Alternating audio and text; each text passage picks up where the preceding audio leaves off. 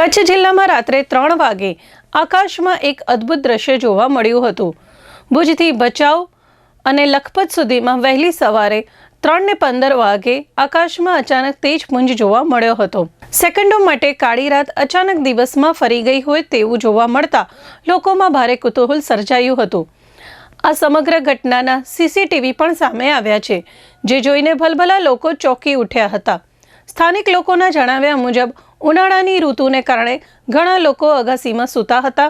આ દરમિયાન આકાશમાં કેટલીક ક્ષણો માટે તેજપુંજ દેખાયો હતો।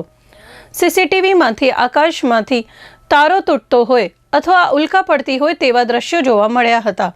કચ્છના ખગોળશાસ્ત્રી નરેન્દ્ર ગોરે જણાવ્યું હતું કે આ ખગોળીય ઘટના છે, જ્યારે અવકાશમાંથી કોઈ ઉલ્કા પૃથ્વી તરફ ખેંચાઈ આવે અને તે વાતાવરણમાં પ્રવેશ કરે ત્યારે ઘર્ષણ સર્જાય છે, જેના કારણે સળગી ઉઠેલી ઉલ્કાથી આકાશમાં પ્રકાશ ફેલાઈ જાય છે। મુખ્યત્વે રાત્રિના સમયે આ પ્રકારની ઘટના ધ્યાનમાં આવતી હોય છે।